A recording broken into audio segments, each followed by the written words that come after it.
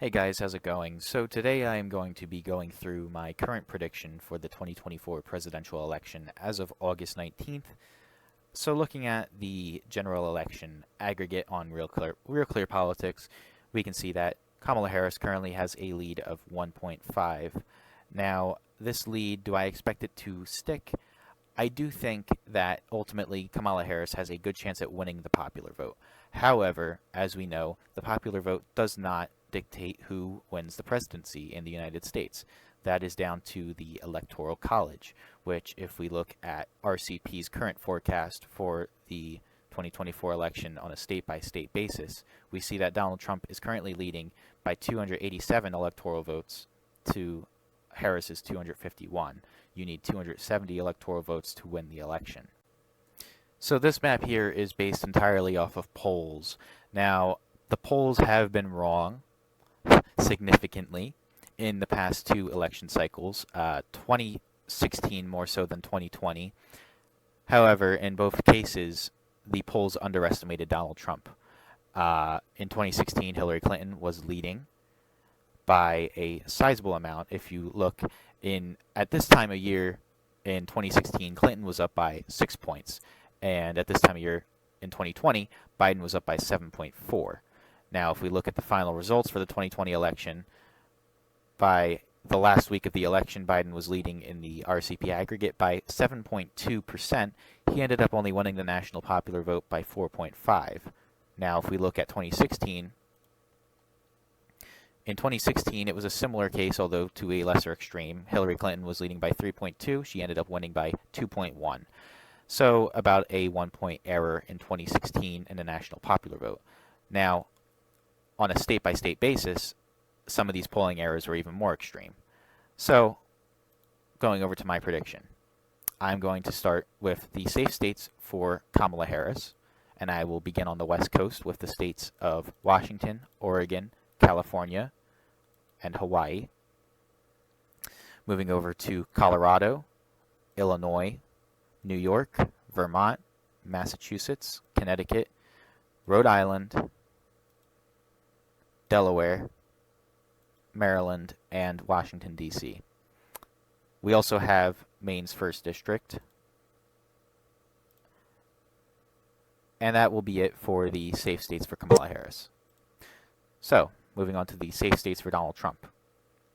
We begin with Alaska, Utah, Idaho, Montana, Wyoming, North Dakota, South Dakota, Nebraska at large and 2 of its congressional districts, Kansas, Oklahoma, Arkansas, Louisiana, Missouri, Kentucky, Indiana, Tennessee, Mississippi, Alabama, South Carolina, West Virginia, and I will throw Iowa into there.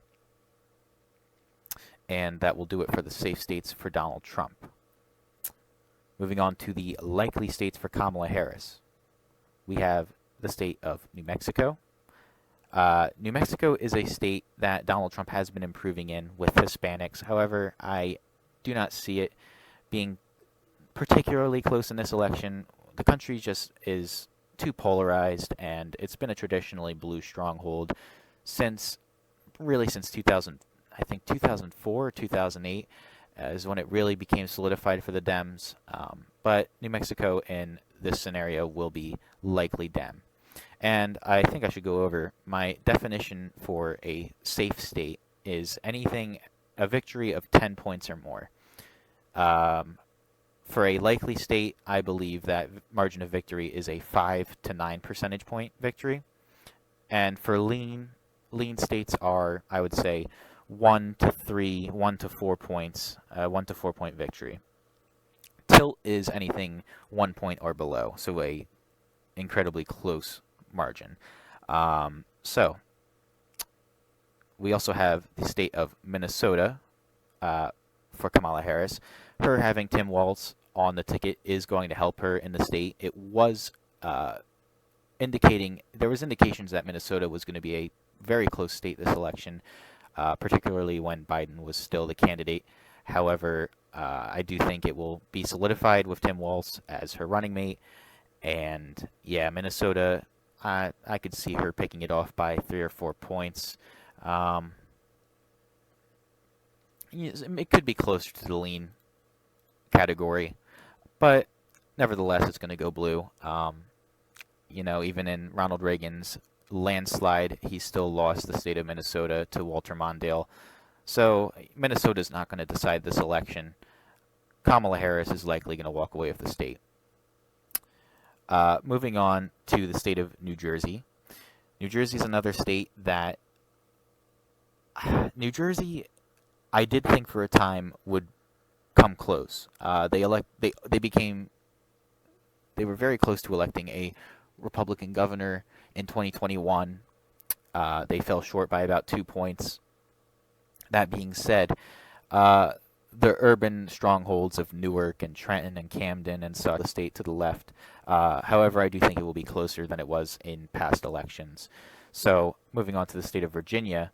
Virginia is another state that was close in the polls for a period of time. However, new polls have come out showing Kamala Harris with a decent lead. The state is also going to be closer than it was in 2020, potentially closer than it was in 2016. But yeah, that should do it for the likely states for Kamala Harris. So moving on to the likely states for Donald Trump. We have the state of Texas. Texas is a state that I think Donald Trump will improve on from his past margins as well. I think he'll win it by maybe 7 points. That's very optimistic. It's probably going to be 6 or 7 points. Really, the Latino population along the border it is trending to the right, so I think the state of Texas will be a likely win for Donald Trump.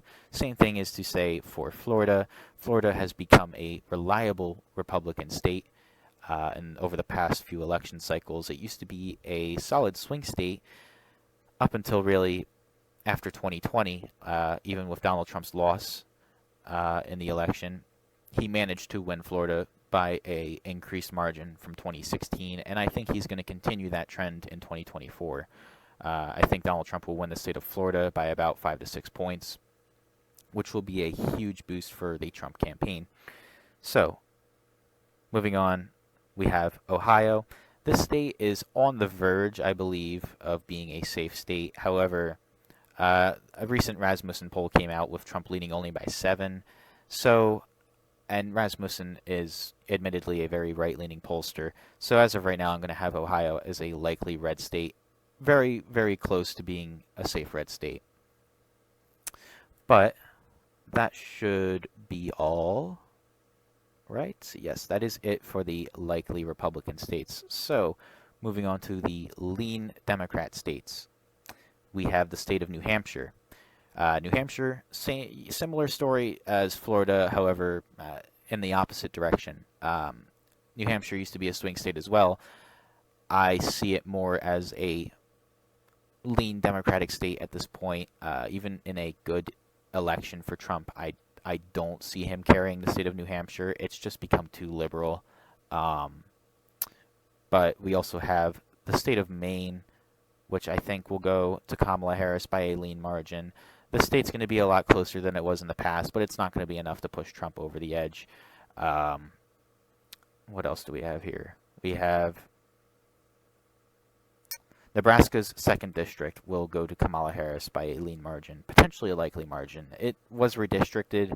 Time will tell if it'll be beneficial to Republicans, but I just think the trends are going to be too much to overcome, and she will pick off that single electoral vote from Nebraska. So, with all of the lean blue states filled out, I will be moving on to the lean Republican states. So, starting off with Nevada. Nevada is interesting because Nevada has gone blue over the past several presidential elections. However, it has become a lot closer, and in 2020, with Joe Biden's victory, he won the state very narrowly, and the state has been trending towards Republicans. And with Trump's promise to eliminate taxes on tips, although Kamala Harris has copied that promise for whatever reason, I do think it'll end up helping Trump with the service industry workers in Clark County in Las Vegas. And I think he really does have a small number to overcome to really flip the state. So I think that will be enough to flip the state of Nevada to Donald Trump. And what's really interesting about that is I believe Nevada will vote to the right of Arizona for the first time in a long time, possibly ever. I'm not totally sure, but Nevada is probably going to vote right to Arizona, which, if you look at 2016, Arizona was to the right of Nevada. So a bit of a switch in demographics there. Moving on to the state of North Carolina, I believe North Carolina is another state that will go to Trump by probably around 2 points. Yeah, I would say 2 points is pretty accurate for North Carolina. This state has become a lot closer. It used to be reliably Republican, but at this point, due to the growing African American population and potential enthusiasm for Kamala Harris as an African American candidate, I do think the state will become closer, similar to Georgia in terms of the African American vote, making the state more of a battleground than it was previously. So, moving up. Oh, and I forgot, actually, Maine's 2nd congressional district will be a likely win for Donald Trump. So moving on to the tilt blue states for Kamala Harris. There is one, and that is the state of Michigan. The state of Michigan, I believe, will go to Kamala Harris by less than a percentage point, and it will be the closest of the 3 main Rust Belt states. I do think she will pick off the state just due to really the urban sprawl and urbanization that's been taking place. Michigan's become a much more urban state recently. The Detroit suburbs, I think she will suffer with Arab voters due to her involvement with the Biden administration's response to the war in Gaza. So with the single tilt Democrat state filled out, I will move on to the tilt Republican states. And starting off with Arizona, as I said before, it will vote to the left of Nevada. However, it will still go to Donald Trump. I think he'll improve enough in Maricopa County. He will likely win the county this time, and it will be enough to carry the state, which narrowly went to Joe Biden in 2020. Same things to say for Wisconsin. While Harris is leading in the state of Wisconsin currently by a narrow 1%, polls in Wisconsin tend to severely underestimate Republicans, especially Donald Trump, and I just think her lead is not big enough to guarantee the state in her column, so I do believe that Trump will pick off the state of Wisconsin by a narrow margin. Moving on to Pennsylvania.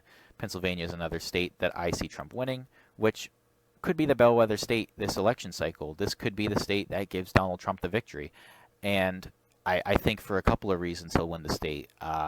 One, I mean, he's leading in the polls right now in Pennsylvania, albeit very narrowly by 0.1. However, needless to say, there could be a sway in either direction. Either way, the state's going to be very close. I do have it leaning to Donald Trump because Kamala Harris is in favor of banning fracking, which will hurt her in western Pennsylvania with blue-collar workers.